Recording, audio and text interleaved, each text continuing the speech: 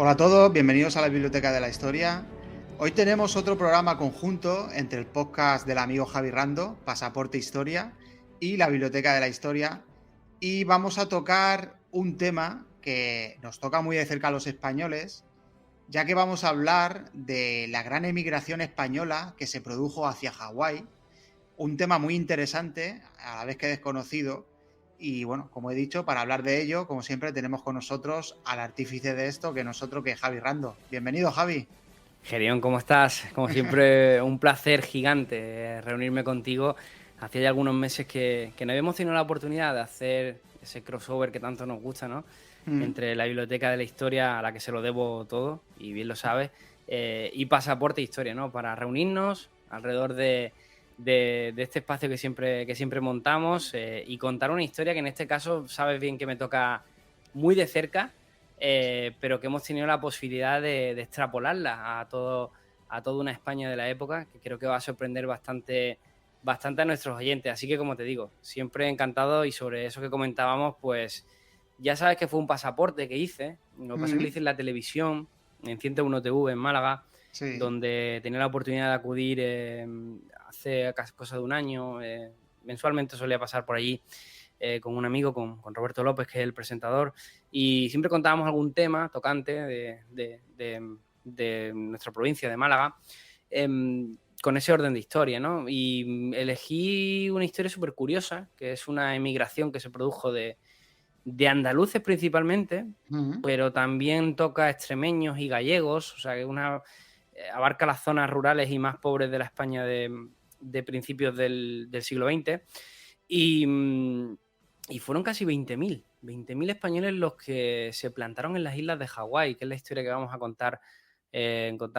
Hablaremos un poco al respecto de todo, cuáles son los motivos y toda esa intrahistoria que les llevó a pasar de un pueblo como el mío, por ejemplo, Benagalbón, o de una zona rural de Galicia o de Extremadura, que somos todos grandes emigrantes, ¿no? Porque creo que lo Mm. llevamos en la sangre todas estas regiones de las que he hablado, pero en una época donde quizás ya esas grandes migraciones no estaban tan popularizadas, ¿no? Pues se cogieron el petate y se marcharon a nada más y nada menos que a Hawái, ¿no?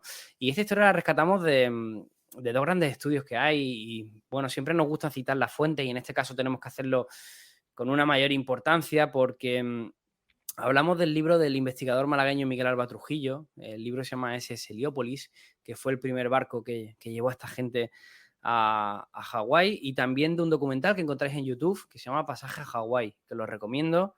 Dura, creo que son 20-30 minutos, y Mm. merece la pena verlo.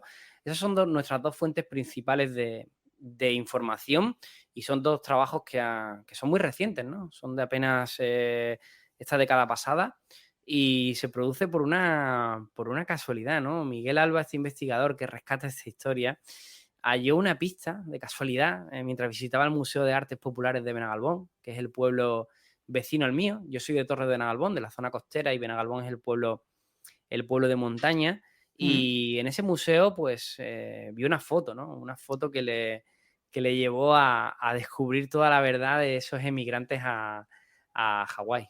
¿Cuántos capítulos históricos hay ocultos que han quedado en el olvido y que como el capítulo histórico que vamos a hablar hoy en la Biblioteca de la Historia y en Pasaporte Historia, pues es que es impresionante. O sea, Sí. la propia vida te lleva a recorrer medio mundo para simplemente para sobrevivir.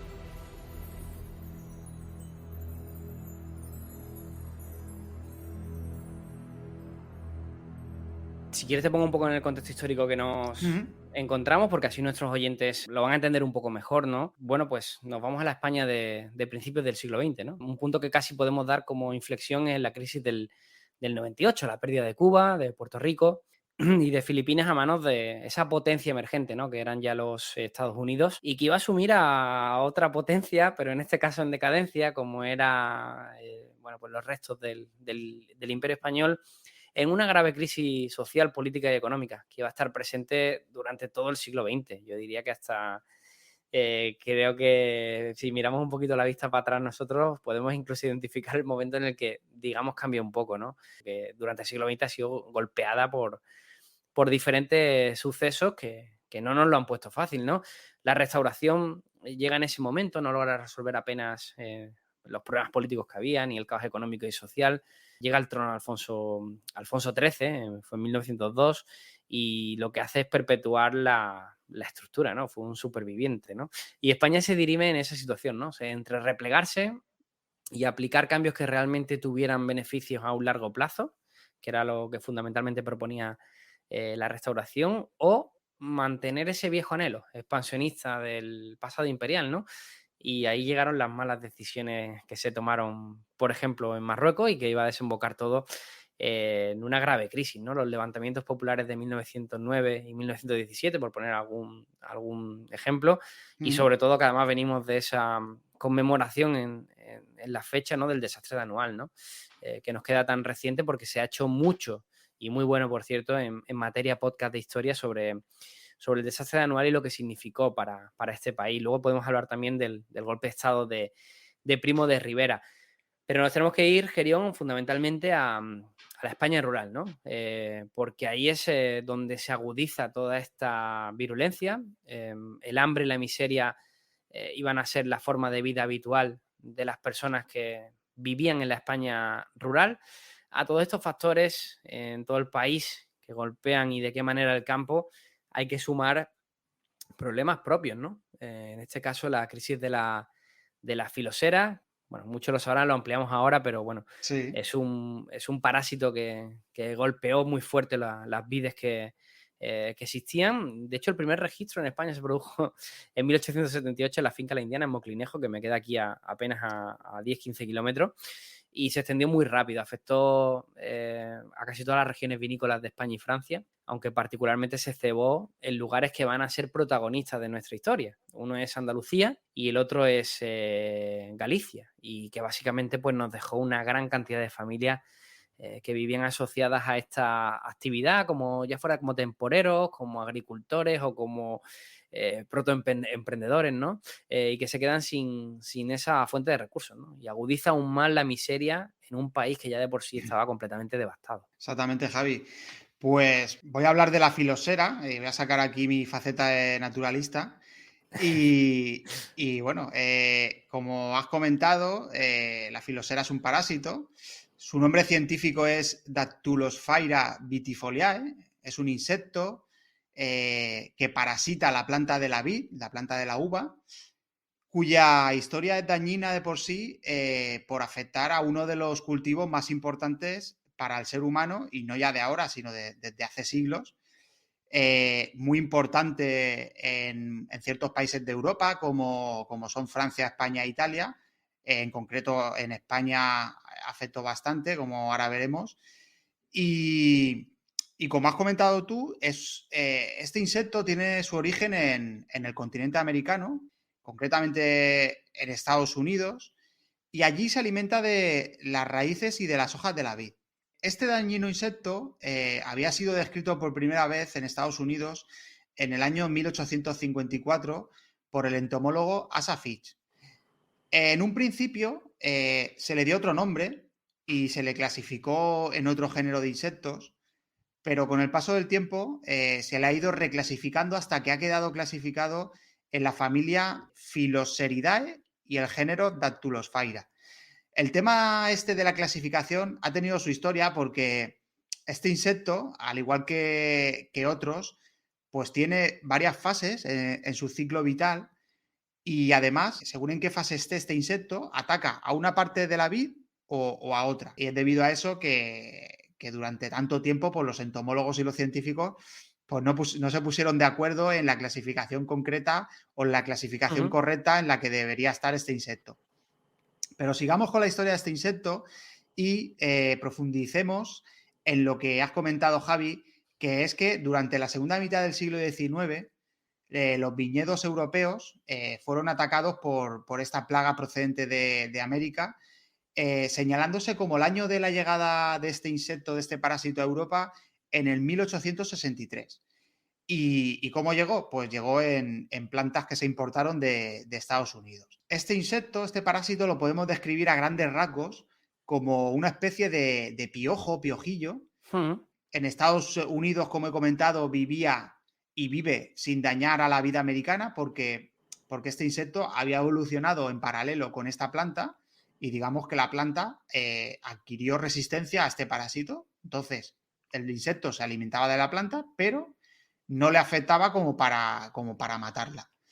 Pero claro, la vid europea, la planta de la uva europea, había tenido una evolución distanciada y sin contacto con este insecto. Y claro, esto es lo que provocó que una vez llegado este parásito a Europa, pues se alimentase de las vides europeas y provocase una devastación enorme en estas plantaciones en Europa.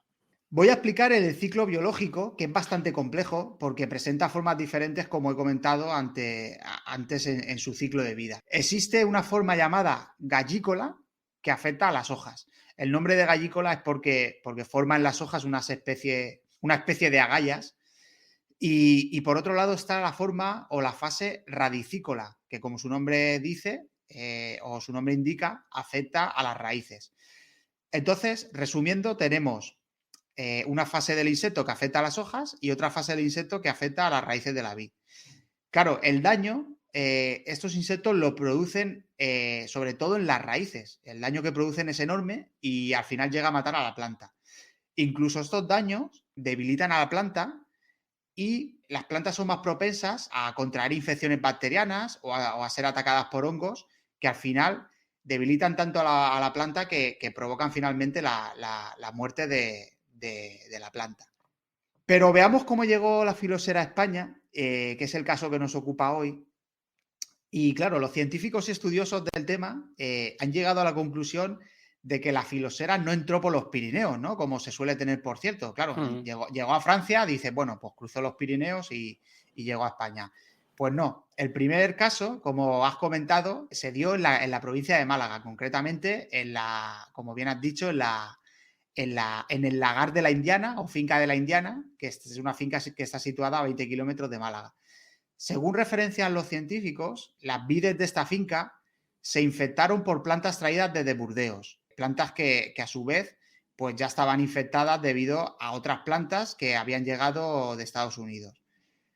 Vemos que no se extendió muy rápido por Europa en un principio, porque si el origen lo tenemos en 1873 y aquí en España llegó en 1878, pues son 15 años de una fecha a otra. Al final llegó y causó una devastación tremenda. Como también has dicho, Javi, poco a poco pues, se fue extendiendo por toda España. Llegó en 1879 a Cataluña. En 1891 tuvo una gran repercusión en Mallorca. En 1896 afectó a los viñedos de Pamplona. Entre 1896 y 1903 se extendió por todo el Valle del Ebro, por La Rioja, llegando hasta Galicia, y ya en 1905 se le detecta en la zona de Valencia. Lo curioso de esto es que si en Francia en muy pocos años se extendió por todo el país y muy rápido, pues en España la filosera tardó cerca de 50 años en llegar, por ejemplo, a zonas como La Mancha. O sea que fue un avance bastante dañino, pero por suerte fue lento y esto sí que dio cierta capacidad a los agricultores para adaptarse un poco a la situación. Aunque, bueno, fue muy destructiva, ahora lo veremos. ¿Cuál fue la solución que los agricultores adoptaron para combatir esta destructiva plaga? Pues bien, algunos agricultores intentaron combatirla con pesticidas y plaguicidas, pero finalmente se dieron cuenta que la mejor solución fue la de sustituir los pies europeos por pies de vides americanas cuyas raíces son inmunes a la filosera. O sea, con un injerto desde el tronco a un pie americano, se le injerta la planta de la vid europea y así resiste al parásito y se siguen manteniendo las variedades europeas de la uva. O sea, al final es la solución que mejor se adaptó a ese problema. ¿Y cómo quedó la situación en España? Pues zonas como La Rioja Requena en Valencia, Jumilla en Murcia y La Mancha, que fueron zonas que tardaron más en ser afectadas por la filosera, pues ganaron en extensión de viñedos en contraposición con la zona de Cataluña, Andalucía o la zona del Duero, que fueron las primeras zonas afectadas y donde se vio su capacidad en extensión de viñedo muy reducida. La zona más productiva de España vinícola siempre hemos tenido en cuenta que era La Rioja, ¿no? Todos lo hemos tenido siempre en mente. El vino Rioja ha sido el más productivo. Aquí en Málaga, sobre todo en las zonas donde yo vivo, en la Sarquía y en Ronda, claro, yo nunca había tenido... En Ronda sí es verdad que sobre todo en los últimos años se ha recuperado bastante la actividad, pero yo no tenía entendido que eran unas grandes zonas vinícolas, y sí lo eran. Sí lo eran, pero arrasaron con todo. Incluso hablamos de una pérdida del 90-95% de las vides que estaban, por no hablar de esa pérdida, porque claro, las vides, cuanto más antiguas sean, también tienen una importancia mayúscula. Eso lo vi también, me pasó en la zona que has comentado de Terra Alta, Priorat, de zonas de Cataluña. Eso lo pude ver in situ allí, cómo se le daba un valor enorme a esas vides antiguas que habían resistido a aquel golpe de la filosera, ¿no? Y eran unas vides que tenían una importancia mayúscula dentro de la producción, que de hecho sus vinos tenían un coste bastante alto, ¿no? Y fueron zonas que han tardado muchísimo en recuperarse. Ahora mismo, por ejemplo, Ronda goza de una buena salud en cuanto a la producción vinícola, y por no hablar de las zonas de Priorat, que puede ser probablemente una de las zonas donde el vino tiene un coste medio mucho más alto. Exactamente. Y bueno, aquí vemos la importancia o la precaución que hay que tener en no introducir especies tanto de plantas y de animales de un continente a otro, porque al final la evolución ha hecho que las plantas y los animales y los insectos de cierta zona evolucionen en paralelo, y entre unas y otras, digamos que se aguantan Claro. sin exterminarse y sin destruirse unas a otras, haciendo una especie de simbiosis. Y en cuanto introduces una especie de fuera, hace una destrucción que aquí tenemos el ejemplo perfecto con el tema de la filosera. Y bueno, con lo que he comentado, Javi, vemos que Andalucía fue una zona de las más afectadas de España por la filosera, y como veremos, en la zona de procedencia principalmente de los protagonistas de nuestra historia. Sí, porque además al final el campo y más en esa época, ¿no? Tiene un ecosistema propio que es bastante sensible a este tipo de cambios, ¿no? Entonces, aunque pensemos que no es demasiado, sí que acaba afectando a todos los niveles, ¿no? Y aquí comienza nuestra historia con esta presentación que hacíamos de cómo se encontraba el mundo rural de la España de la época, y de ahí vamos a viajar al otro lado del mundo, ¿no? Al Océano Pacífico y en concreto a las islas de Hawái.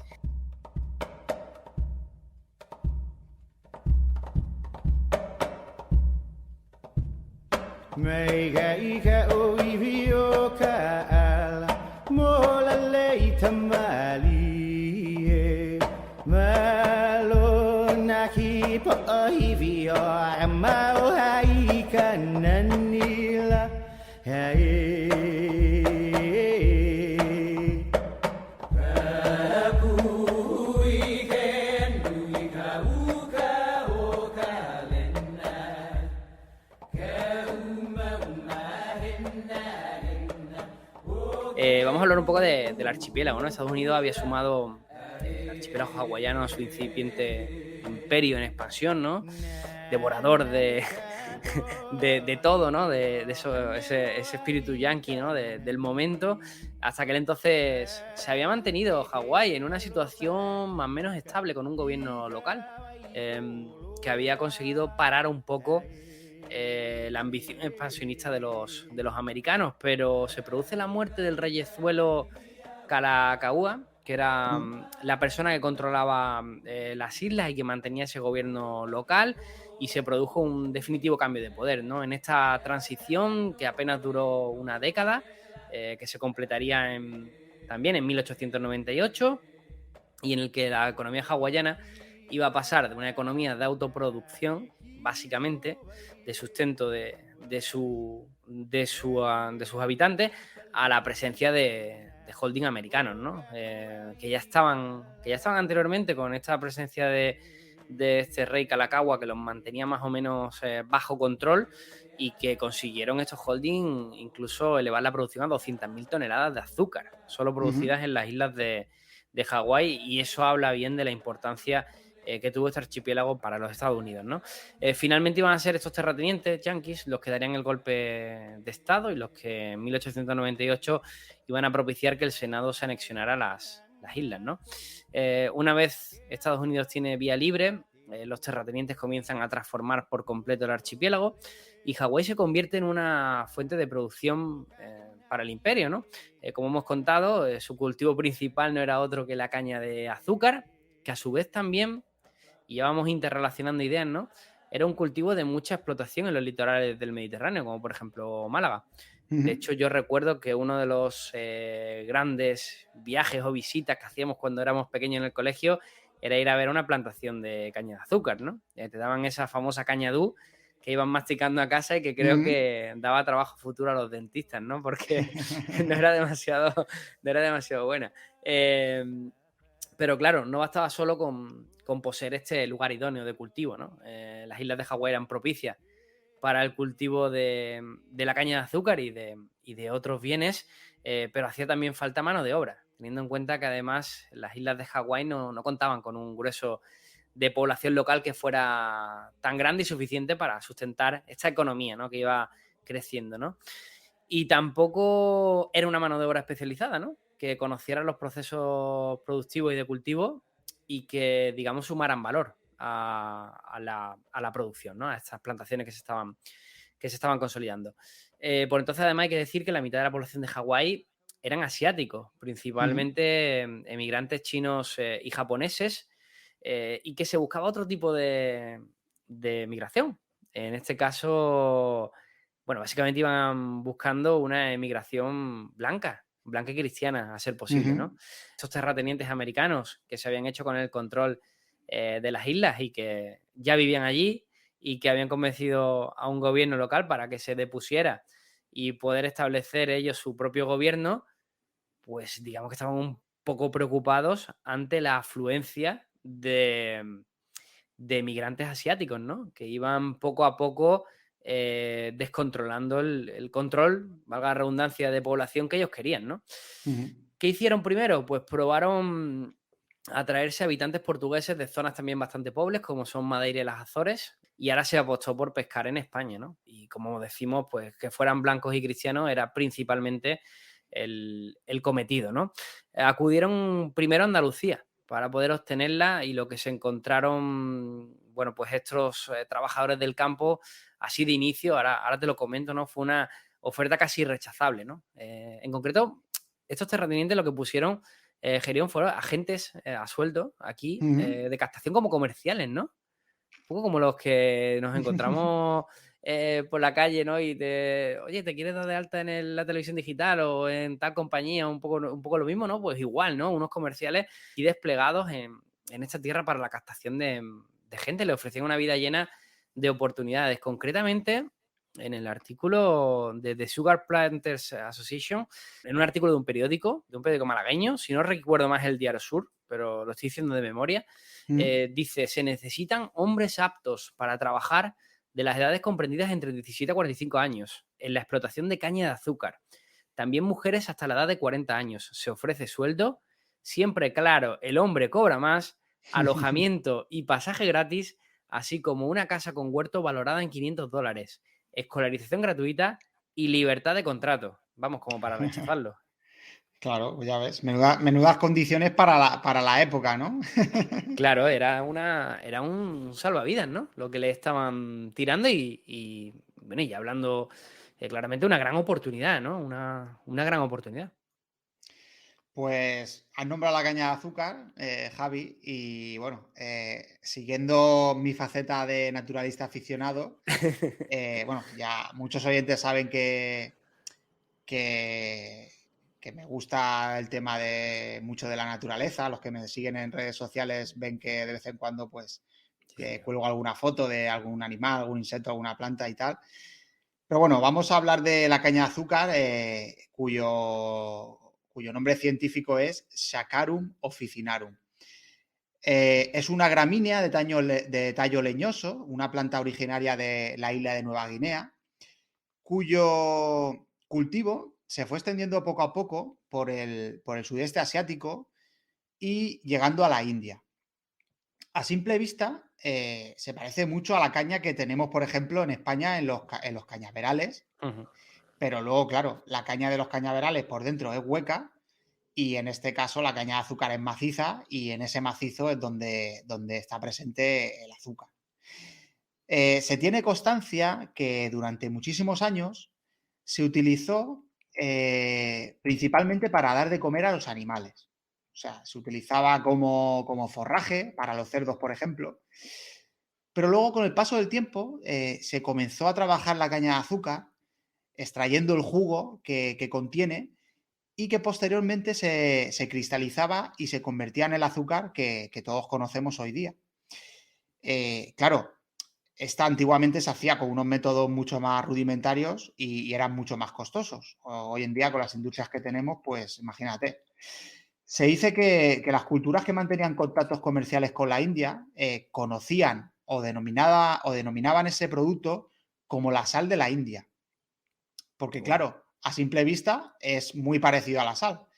Pero claro, es Y, y- totalmente lo contrario. y Gerión, ¿quién no ha intentado alguna vez diferenciar entre azúcar y sal oliéndola? Yo lo he hecho, Eso. ¿eh?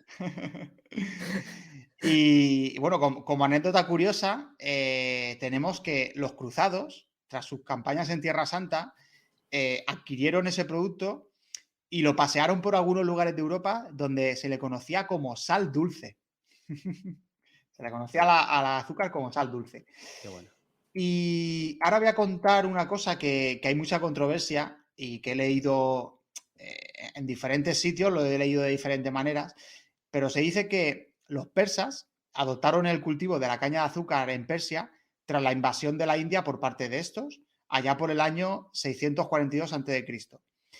Eh, Se dice que el rey persa Darío I, el padre de Jerjes, Ujú. mencionaba la caña de azúcar como la caña que da miel sin necesidad de abejas, por el tema del dulzor. Claro. Pero claro, por otro lado, también he visto atribuir esta frase a Alejandro Magno. Eh, También he visto atribuir a Alejandro Magno como introductor del cultivo de la caña de Ujú. azúcar en Persia tras llegar a la India. Pero claro, he comentado Darío I y luego Alejandro Magno, pero claro, Ujú. Darío I no es el que combatió con Alejandro Magno combatió Darío III, o sea, pasaron muchísimos años, más de 2 siglos, de un personaje a otro y se le atribuye esta frase de la caña que da miel sin necesidad de abejas a ambos personajes, pero bueno. Finalmente, a través de los contactos con los persas, se va extendiendo el cultivo de la caña de azúcar por Oriente Medio y son los árabes, en su expansión del Islam, los que llevan este cultivo a zonas de África y de Europa, como son la península ibérica y que es donde se comenzó a cultivar este cultivo, Ujú. pues como has comentado tú, en el sureste, en zonas de las provincias de Málaga, Granada, Almería, Murcia, Alicante. Y también otra zona de Europa donde se comenzó a cultivar fue en Sicilia.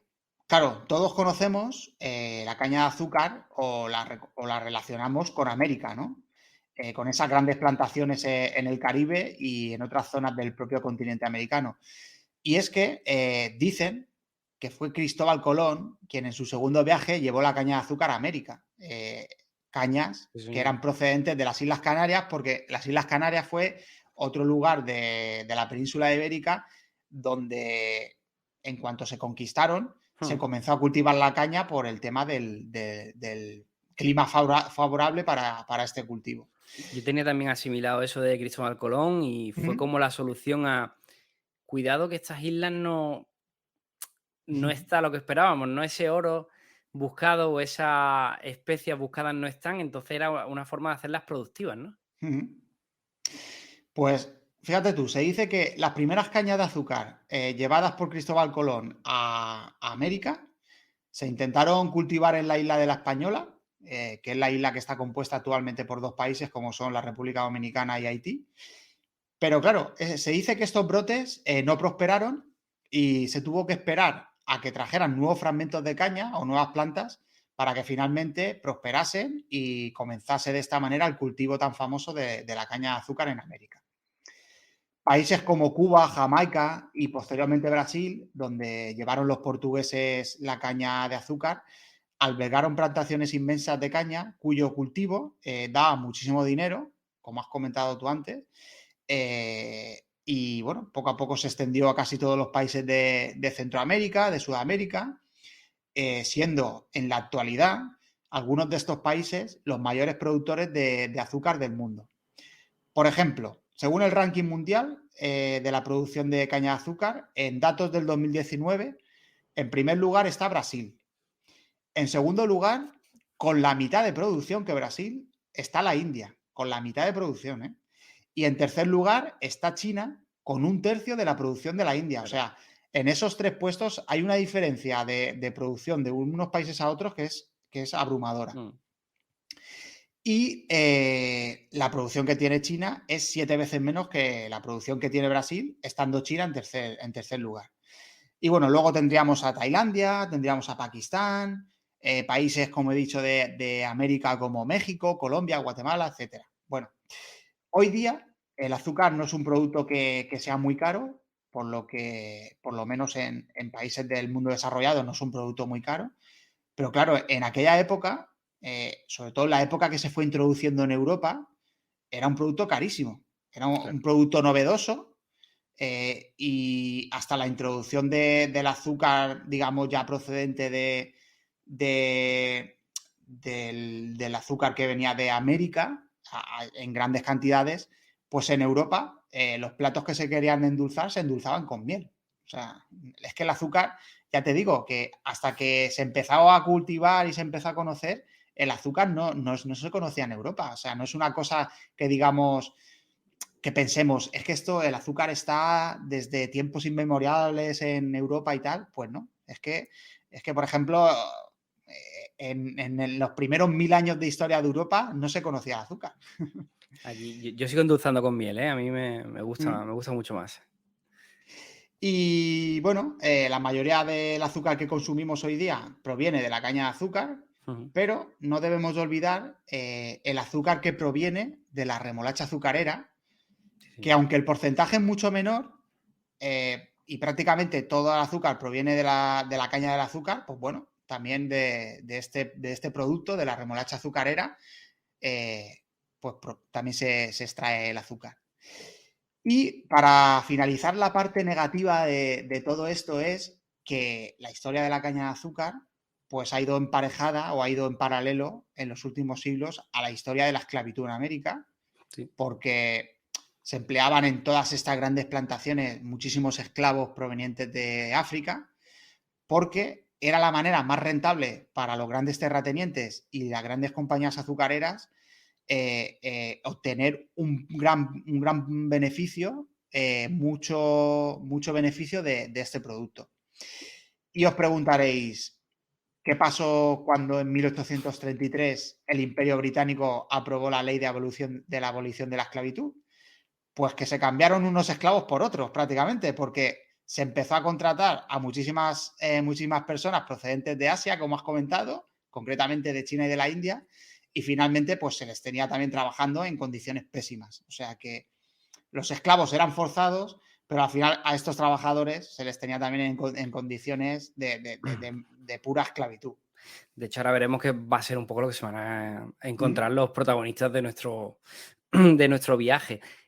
Por destacarte una cosa positiva, el ron, ¿no? También ¿Sí? a mí que me gusta, ¿no? Y que se asocia tantísimo a esa zona caribeña, ¿no? Que hemos comentado, donde están probablemente los mejores elixires, ¿no? Toda aquella, tanto en Venezuela como en Cuba, como en República Dominicana, y que, bueno, particularmente yo, cuando me tengo que tomar una copa, normalmente me la suelo tomar de ron, así que, bueno, también algo que nos deslega, ¿no? Esta caña de azúcar. Exactamente. Y bueno, ya para rematar, pues como he comentado anteriormente, a medida que avanza la industria y avanzan las técnicas de cultivo y extracción del azúcar de esta planta, de la caña, pues se fueron necesitando cada vez menos trabajadores y al final, pues como a día de hoy, la mayoría de los países desarrollados es un cultivo, como se suele decir, prácticamente industrializado. Aunque yo he visto documentales sobre la recolección de caña de azúcar y depende de los terrenos, no se pueden meter máquinas y lo siguen haciendo Claro. con las típicas... no me sale ahora el nombre, Sí, los típicos con la hoz, machetes, ¿no? Sí, bueno, sí, el machete, sí, esa es sí, la con los hoz. típicos machetes, Sí tiene un nombre. la suelen extraer del terreno y luego ya sí que en la factoría, pues con máquinas se extrae ese jugo que al final nos da ese producto tan dulce como es el azúcar. De las que había aquí en toda la zona donde yo vivo ya no queda casi ninguna, ¿eh? O sea, hay Mm, muy pocas plantaciones ya activas. O sea que, ¿por qué? Pues por lo que has comentado, ¿no? Esos datos donde los países más industrializados y que básicamente ahora sigue quedando alguna porque incluso te puedes encontrar todavía esos botes donde venden el azúcar de caña. mm, Y está buenísima. La verdad que yo la que compramos a veces, un poco cara, la verdad, con respecto al coste medio, pero claro, es que quedan muy pocas plantaciones mm, de ese estilo y es casi más producto gourmet del que sacan, ¿no? Porque su penetración aquí, al menos en la zona que me queda aquí cercana, ya es bastante escasa. mm. Claro, claro, tenemos que apuntar a que claro, cuanto más produzca un país, por ejemplo, Brasil, pues claro, más económico al final sale el Hmm. tema de la producción. Cuanto más pequeño sea, digamos, la explotación, al final más caro te va a resultar el producto. Y luego también, a mayor, digamos, economía de un país, el producto va a ser al final más caro. Entonces, imagino que toda el azúcar que consumimos los europeos viene principalmente de América, apuntar a Brasil posiblemente porque es Ujú. el gran productor mundial y bueno.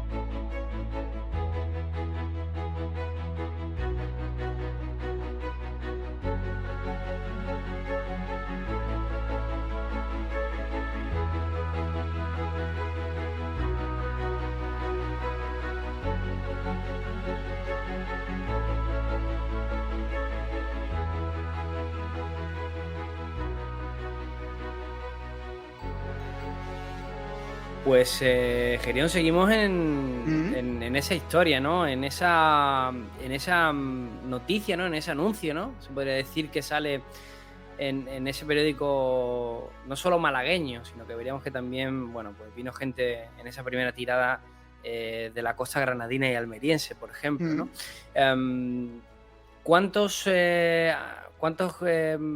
andaluces lograron reclutar los americanos en aquel primer viaje? Hablamos de 3.823 personas, que esto incluía no solo a trabajadores del campo, que se mm, ajustaran a esas edades y sexos de los que reclamaban, sino también sus familias, claro, porque eran al final un éxodo completo, ¿no? Que incluía incluso a niños, ¿no? Principalmente, como he dicho, de la provincia de Málaga y Granada, y también parte de la costa almeriense, y de los cuales, de esos 3.823 andaluces que se plantaron en esa primera inscripción, tan solo embarcaron 2.246. mm, Más de un millar decidieron no hacerlo, al comprobar en el puerto de Málaga, en concreto en el muelle de Guadiaro, las pésimas condiciones de viaje que les esperaban, el rancho que les dieron una vez embarcados, porque el proceso de embarcación, imagínate cómo fue de días. claro. De hecho, incluso el propio gobernador de Málaga tuvo que salir a pedir paz. Se tuvieron que desplegar las fuerzas de seguridad del momento para intentar controlar tal marabunta de gente y que al final, bueno, pues el pasaje se pudiera producir con normalidad. Dicho lo cual, muchas de estas familias, creo que en buen criterio, al darse cuenta de las condiciones que les esperaban, pues decidieron quedarse fuera, ¿no? Iban en el SS Heliópolis, que era un carguero inglés contratado para esta misión. Salieron en marzo de 1907 desde este puerto de Málaga y, francamente, con condiciones insuficientes para poder albergar a tal cantidad de personas durante más de 2 meses que duró la travesía, ¿no? Ujú. En concreto fueron, bueno, más de 2 meses, no, fueron 47 días, exactamente lo que necesitaron para completar el trayecto desde Málaga a Honolulu. Cabe recordar que en aquel momento el canal de Panamá todavía no está activo. Si estamos hablando de 1907, aún quedaban 7 años para que el canal de Panamá comenzara su actividad. Las obras ya sí estaban, pero no estaba todavía abierto al comercio, estaba en construcción, ¿no? O sea, que tuvieron que hacer una navegación a la antigua. Madre Sí, mía. sí, una navegación Magallanes, ¿no? Claro, Eh, claro. básicamente, sí, sí, era el trayecto que había en aquel momento, ¿no? Porque no había otro. Y ya hemos comentado aquí en podcast suficientes, ¿no? Lo que suponía Ujú. esa navegación, con esa saga de las Indias Orientales que hicimos, o aquella Ruta Elcano, ¿no? Que hicimos con Tomás Mazón, ¿no? Ya se ha Ujú. comentado muchas veces las condiciones del viaje. Es verdad que en el siglo XVI hablábamos de otro tipo de embarcaciones, en este caso más seguras, pero claro, la vida de estas personas, bueno, pues también sufrieron lo suyo, ¿no? En concreto, bueno, pues cruzaron el Atlántico y tuvieron que bajar luego dirección sur para afrontar el estrecho de Magallanes y realizaron justo allí una escala, ¿no? En Punta Arenas y en Chile. ¿Y qué sucedió? Que algunos pasajeros decidieron viajar y no continuar con el trayecto Pues, hasta su destino. claro, aún les quedaba y dijeron, bueno, ya, con esto, con este viaje que hemos hecho, que es una pasada Sí. para, para aquella época, muchos dijeron, ya tengo suficiente. Pero fíjate, te quería hacer yo una pregunta aquí, Gerión. Imagínate bajarte con tu familia en Punta Arenas, Chile, a Ujú. exactamente el qué, a esperar que pueda haber otro pasaje, porque claro, esta gente estaba haciendo un cambio de vida completa. Ujú. ¿Cuál serían las condiciones que estaban viviendo? En fin, problemas, comida en mal estado, insalubridad, falta de higiene, agua corrompida, enfermedades como el sarampión y las paperas proliferando entre todo el pasaje, Ujú. sin medios de atención médica. Murieron 19 personas, la mayoría niños. También Joder, es verdad que hubo claro. nacimientos, Ujú. pero bueno, porque hubo mujeres que embarcaron en situación de embarazo, ¿no? Pero 19 personas murieron durante este trayecto, que fue durísimo. Y por fin llegaron a Honolulu, ¿no? Tras esos 47 días de viaje. Rescata Miguel Alba Trujillo en su libro una crónica del Hawaiian Star donde describía al pasaje del SS Heliópolis como flacos, desaliñados, sucios, de mirada triste, pero felices y contentos de haber sobrevivido a la travesía. Y por eso la mayoría estaban agradecidos. Muchos lloraban y besaban el suelo. Madre mía, pobres personas, macho. Sí, es, bueno, la desesperación, ¿no? Ujú. Por ese cambio de vida y, bueno, también el aprovechamiento de unos cuantos terratenientes por hacer lo más económico posible un trayecto que fue, pues, casi una odisea horrible, ¿no? Para estas personas, ¿no? No iba a mejorar la cosa a la llegada a Hawái, ¿eh? No iba a mejorar la cosa para los pasajeros del SS Heliópolis, ¿no? Primero tuvieron que guardar de forma obligatoria y de forma consecuente una cuarentena en Ujú. barracones habilitados para ello, donde suponemos y entendemos que las condiciones tuvieron que ser más o menos similares a las previstas en la propia embarcación. Tras ese periodo son repartidos por las distintas plantaciones que había en la isla de Oahu, la isla más poblada de Hawái, y donde está la capital, Honolulu. Y entonces pudieron comprobar que todas las condiciones que les habían prometido y que ellos habían aceptado realmente no existían. Había trabajo, sí. Había casa, sí. Educación, medicina, pero todo costaba dinero. Claro. Un poco para explicar, ¿no?, cuál fue el planteamiento de estos terratenientes americanos, ¿no? Se les ofrece el arrendamiento de la parcela, la casa, la comida y las medicinas. Todo lo que necesitan para tener una vida digna. Pero mientras ellos tenían que pagar también la cosecha y la recolección. O sea, eran todo gastos y de esa propia cosecha y recolección era como ellos pagaban esos gastos y algo les quedaba para el ahorro, ¿no?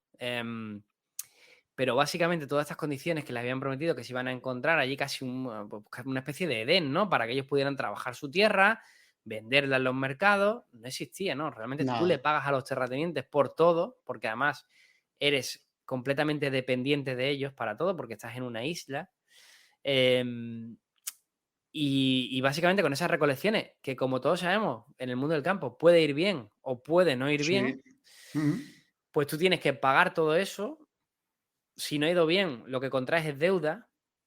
Y si ha ido bien, pues puedes pagarlo y generar un ahorro, pero no en las condiciones que ellos habían previsto, ¿no?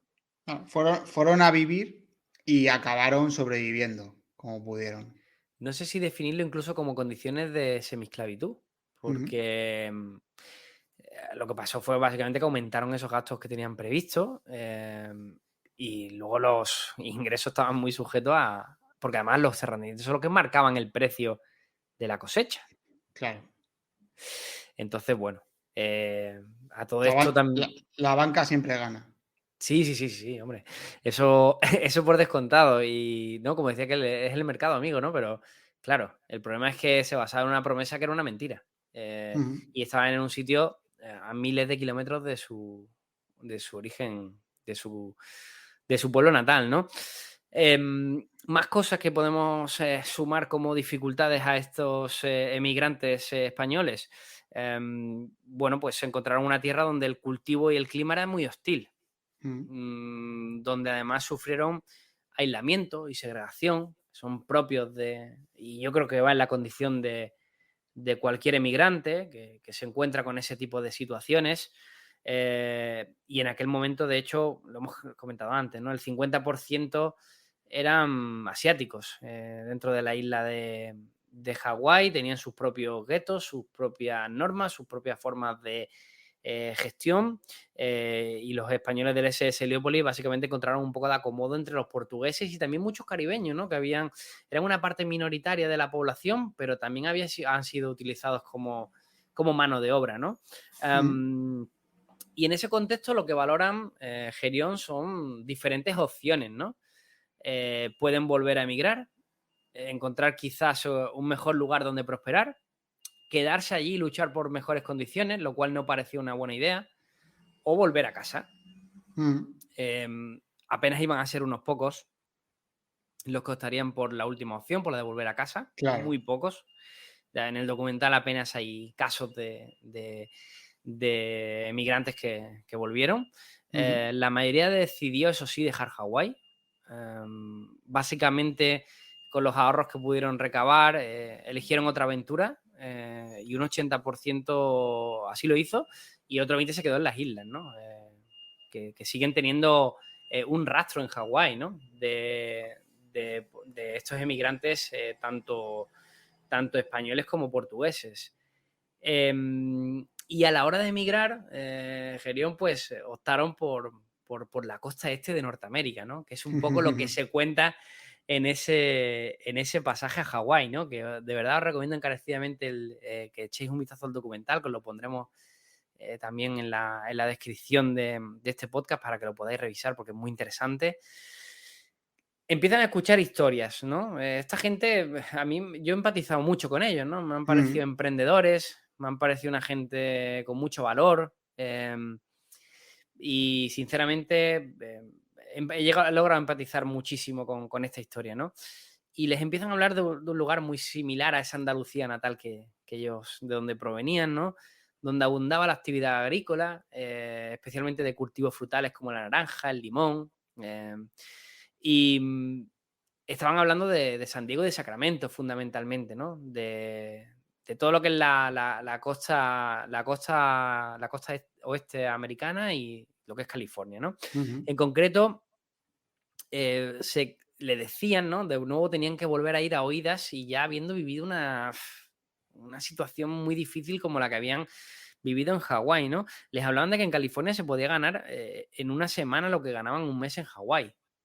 Ujú. Y básicamente volvieron a optar por la aventura, ¿no? Y afortunadamente, pues en la mayoría de los casos podemos contar un final feliz, ¿no? Porque prosperaron en América.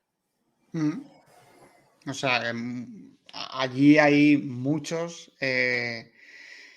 digamos, descendientes de esos malagueños, de esos granadinos, almerienses que un día cogieron y dijeron, nos vamos para Hawái, pero claro, allí en Hawái se encontraron con un infierno y muchos dijeron, nos prometen otra cosa de perdidos al río, ¿no? Vamos a California y bueno, allí estarán los descendientes de aquellos hombres, de aquellas mujeres. Eso es, lo que se cuenta en el documental de Pasaje a Hawái básicamente es el reencuentro Mm, entre americanos ya de segunda y tercera generación, cuyos padres o abuelos eran estos españoles, estos inmigrantes, y cuentan un poco esa historia, ¿no? De cómo se volvieron de Hawái y cómo hicieron raíces allí en una tierra donde también, evidentemente, sufrieron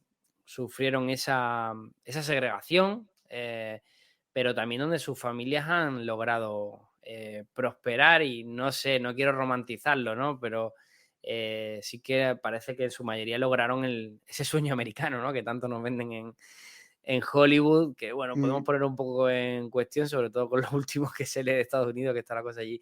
mm, Pero sí que es verdad que se produce ese reencuentro, ¿no? Y es muy bonito ver como muchos de estos hijos y nietos de esta gente tan valiente, ¿no? Y tan emprendedora, pues vuelven a sus pueblos de origen, vuelven a los pueblos de origen de sus padres y de sus abuelos y tienen la oportunidad aquí de reencontrarse con, bueno, pues con primos segundos y otros familiares con los cuales ya pues no tenían ningún contacto. mm. Es que al final lo piensas y bueno, afortunadamente, en mi caso, en el caso de familiares, los familiares más cercanos y los amigos más cercanos, pues afortunadamente no han tenido que emigrar, que ir a otros países digamos, a ganarse el sustento y tal. Pero claro, sí que tienes cerca gente, amigos que han venido de Argentina, de Brasil, de África, y lo piensas y dices, es que claro, bueno, y de muchos países de Hispanoamérica también, y lo piensas y dices, es que claro, dejan atrás su tierra. O sea, Todo. muchos, eh, porque no les queda otra opción. Porque tienen que pensar en su descendencia y decir, es que tengo que darle a mi familia una vida mejor. Todo. Eh, Habrá gente que también sea a la aventura y al decir, bueno, yo es que quiero también yo personalmente vivir mejor pero es que, claro, es que no, claro, los que no hemos vivido eso, no nos imaginamos cómo es dejar atrás tu tierra y no sabes lo que te va a deparar. Que claro, si al final sale bien, perfecto. Has dado un paso que ha sido decisivo para tu vida y para tus descendientes, pero ¿y si sale mal? ¿Mm? Totalmente. Es muy bonito ver las fotos, ¿eh? De cómo luego ellos mismos hicieron piña, ¿no? En todos estos migrantes que muchos se conocerían porque serían de pueblos similares o cercanos, pero otros tantos luego hicieron, bueno, pues una mezcla entre todos, ¿no? Y básicamente emigraron juntos, ¿no? De un lado a otro. No fue el único caso el SS Heliópolis. Me gustaría destacarlo porque esto no solo se reduce a Andalucía. me parece que en el inicio del episodio he dicho 20.000 personas fue el éxodo, fue de 8.000, ¿eh? De 8.000 españoles. Fueron en concreto 6 viajes con 8.000 españoles. ¿Qué pasó? Que cuando en Andalucía, bueno, pues es verdad que las noticias que llegaban desde Hawái pues no eran del todo malas, ¿no? Ni de Hawái ni de posteriormente California, ¿no? Pero claro, ya el poder de seducción o de atracción con respecto al territorio andaluz pues se redujo un poco, ¿no? ¿Qué sucedió? Que empezaron a tirar de otras zonas de España. En concreto Extremadura, también tierra de grandes emigrantes o emprendedores, y lo han sido siempre históricamente, ¿no? El gallego ha sido siempre también yo creo en general, no todos los españoles, ¿no? Pero de Galicia también se conocen muchos casos, ha sido siempre también una persona audaz, extremeños y gallegos, como digo, y salieron varios barcos, ¿no? Desde puertos como Gibraltar o incluso Vigo. De hecho, desde una página de la Xunta que habla sobre la memoria de Galicia he podido comprobar también estas alusiones a los viajes a Hawái por parte de gallegos. Así que pude también cerciorar esta fuente y fueron en concreto 8.000 españoles, ¿no? Y muy pocos se quedaron, muy poquitos. Sigue quedando una parte, un rastro todavía español en las islas de Hawái, pero casi todos optaron por irse a Estados Unidos. Y esa ha sido nuestra historia, Gerión. Ya sabes que para mí, bueno, pues me parecía muy, muy especial contarla y siempre agradecido de volver a hacerla contigo y de sacar un hueco para ese tipo de historias menos conocidas, ¿no? Sí. Pero muy épicas también en su contexto. Sí, esto, como he comentado, es la historia de la propia vida. O sea, el sobrevivir, el prosperar. Y en este caso, pues fueron los españoles,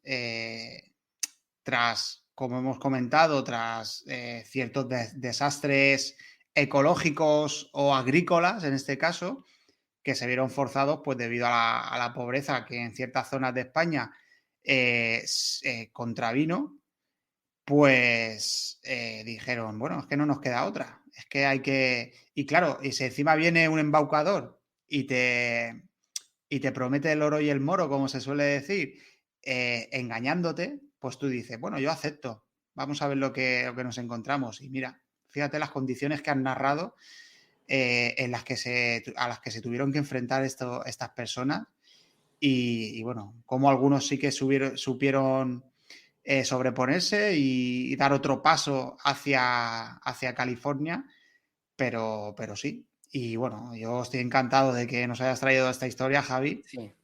Y bueno, yo espero que a los oyentes les haya gustado porque es algo curioso, es una curiosidad. Y curiosidades como estas hay muchísimas. Y como suelo decir, la Biblioteca de la Historia está para sacar a palestra esos capítulos de la historia que no se conocen tanto. Sí que es cierto que nos gusta a veces hablar de capítulos que son muy famosos Sí. y tal, pero estos capítulos son los que más a mí me gustan porque, claro, hay que aprender historia. Es el objetivo de la Biblioteca de la Historia, ¿no? Acercar la historia a cualquier rincón del mundo y sobre todo estos capítulos históricos que son menos conocidos. Y que mira, son sorpresas que traemos a los oyentes. Yo siempre encantado, porque siempre que te envío un pasaporte, me lo sellas y me muestras ese entusiasmo. Y de hecho, concretamente esta historia, que además, bueno, pues estamos en proceso de creación de algunos episodios más que vamos a lanzar muy, muy pronto. Y concretamente me sorprendió porque fue la primera que elegiste, ¿no? Fue la que más te interesó para poder desarrollar juntos. Y la verdad que espero que a nuestros oyentes le encante. Sé que también tenemos mucho oyente de zonas sobre todo de Hispanoamérica. Hispanoamérica.